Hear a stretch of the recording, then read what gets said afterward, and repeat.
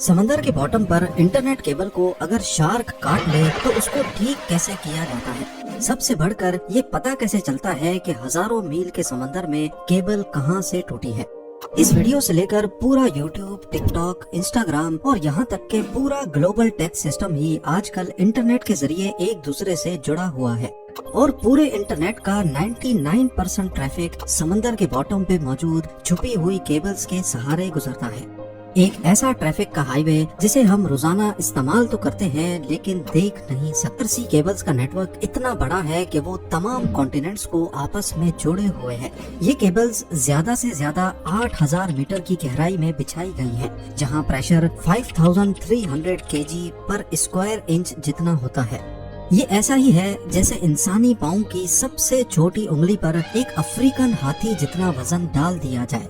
इतने ज्यादा प्रेशर में अंडर सी केबल्स का सबसे छोटा हिस्सा अजरबैजान से तुर्कमानिस्तान के बीच ब्लैक सी के नीचे से गुजर रहा है, जिसकी लंबाई करीब 300 किलोमीटर है और सबसे बड़ा हिस्सा 6600 किलोमीटर लंबा है, जिसको मरिया केबल का नाम दिया गया है।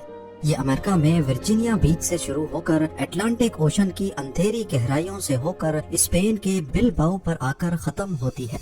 बात की जाए दुनिया के तमाम समंदरों में बिछाई जाने वाली केबल्स की, तो कुल मिलाकर इन सब की लंबाई 14 लाख किलोमीटर से भी ज्यादा है। इतनी ज्यादा कि अगर इन केबल्स को हमारे सोलर सिस्टम के तमाम प्लैनेट्स और उनके मून्स के गिर्द लपेटा जाए तो फिर भी इतनी केबल बच जाएगी कि वो अर्थ का दोबारा से एक गोल चक्कर लगा सके।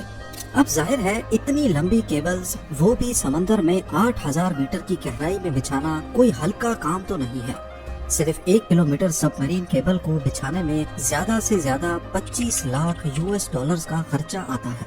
तो अब आप खुद अंदाजा लगा लें कि 14 लाख किलोमीटर केबल बिछाने में कितना खर्चा आया होगा।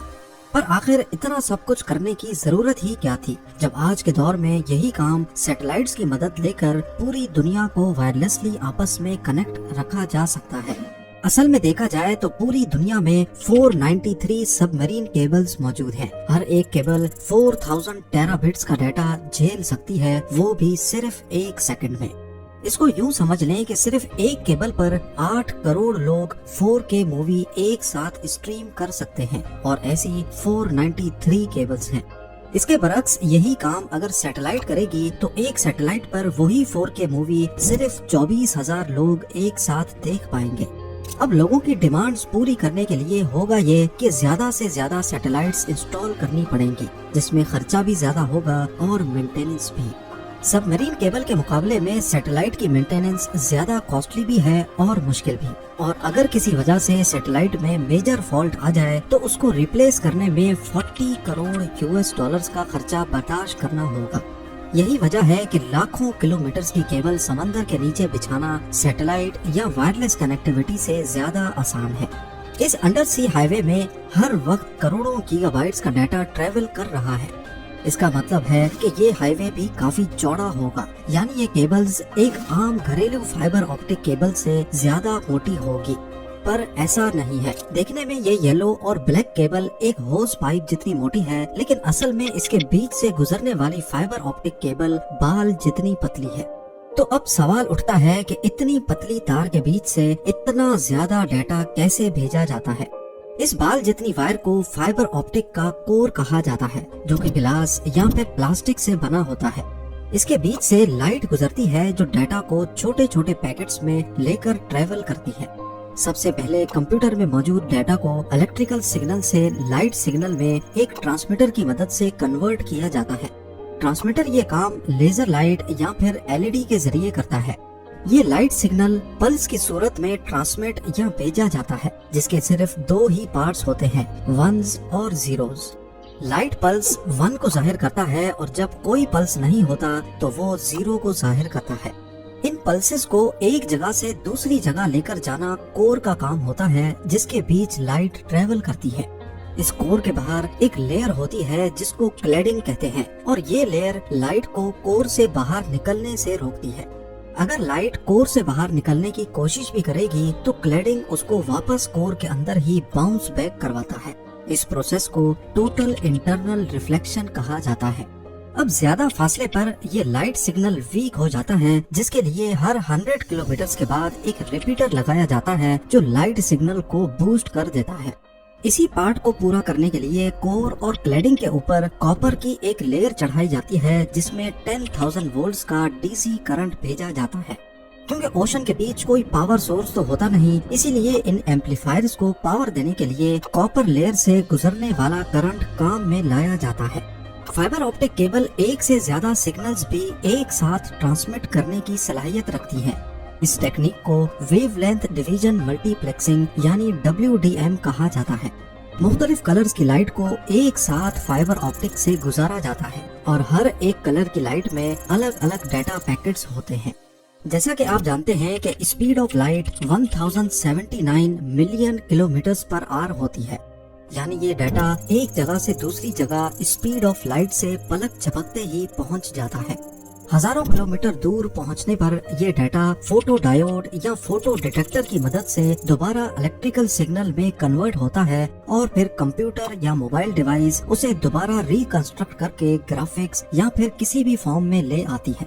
कोर, क्लैडिंग और कॉपर लेयर के अलावा सबमरीन केबल के मोटे होने की वजह इसके ऊपर मौजूद 7 और लेयर्स भी हैं, जिनका काम केबल को पानी के एक्सट्रीम प्रेशर से बचाना होता है।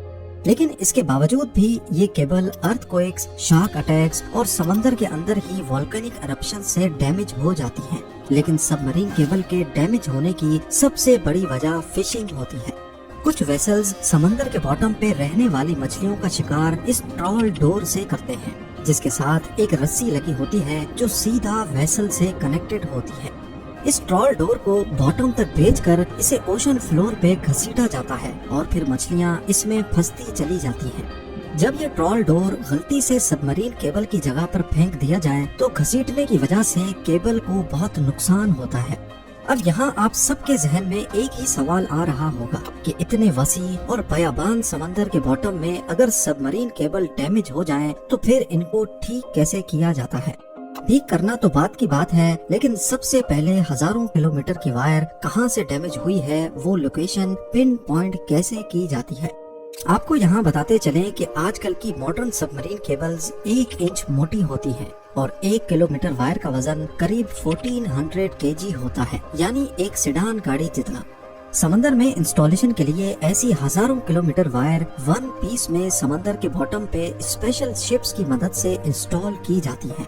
पूरी रिसर्च के बाद जब एक खास एरिया चुना जाता है तो वायर के बड़े बड़े रोल्स शिप में लाद कर उस लोकेशन पर लाए जाते हैं और एक स्पेशल रोबोटिक मशीन जो समंदर के फ्लोर पे चलने की सलाहियत रखती है उसको इस्तेमाल करके 1 मीटर तक फ्लोर खोदा जाता है और साथ साथ उसमें केबल बिछाई जाती है। ये काफी आहिस्ता चलने वाला काम होता है, जिसे बड़ी एहतियात से करना बहुत जरूरी है। एक अंदाजे के मुताबिक यूएस और यूरोप के बीच बिछाई जाने वाली 6600 किलोमीटर की वायर को इंस्टॉल करने में करीब 2 साल का वक्त लगा था। जब एक वेसल में रखी वायर खत्म हो जाए तो केबल से भरी दूसरी वेसल मंगाई जाती है और पहली वायर का कोना नई वायर के साथ कनेक्ट करके बिछाने का काम आगे बढ़ाया जाता है। इस पूरे काम में सबसे बड़ी रुकावट मौसम पैदा करता है। अटलांटिक ओशन में साल के 365 दिन तेज हवाओं का सिलसिला मौजूद होता है और ये हवाएं कब समंदरी तूफान की शक्ल इख्तियार कर लें इनको कोई भी नहीं रोक सकता।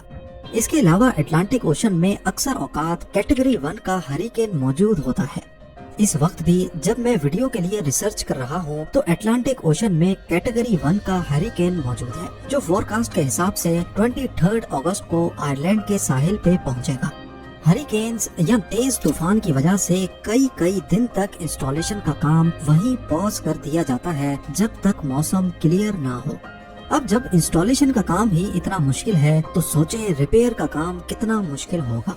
सबमरीन केबल के दोनों एंड पॉइंट्स पर डाटा सेंटर्स होते हैं जो केबल की एक्टिविटी को 24/7 मॉनिटर करते हैं।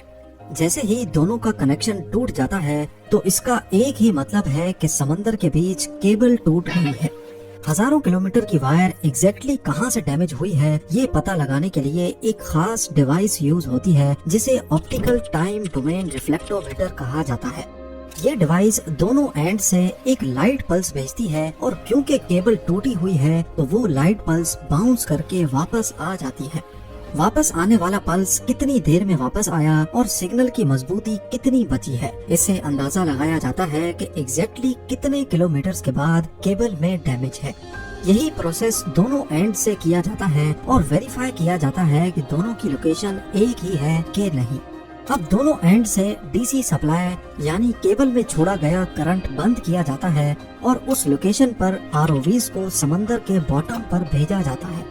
आरओवीज की मदद से पहले फिजिकली केबल का मुआयना किया जाता है और फिर केबल को बाहर निकालकर ऊपर मौजूद वेसल तक लाया जाता है।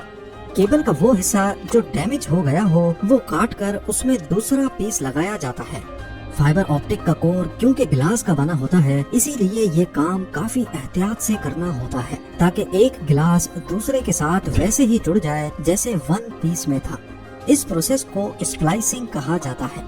अगर केबल कम पड़ रही हो या समंदर का बॉटम काफी ज्यादा नीचे हो तो पहले एक हिस्से को ऊपर उठाया जाता है, उसमें दूसरी एक्स्ट्रा वायर जोड़कर दोबारा नीचे बिछा दिया जाता है। फिर यही प्रोसेस टूटी हुई वायर के दूसरे एंड पे भी किया जाता है।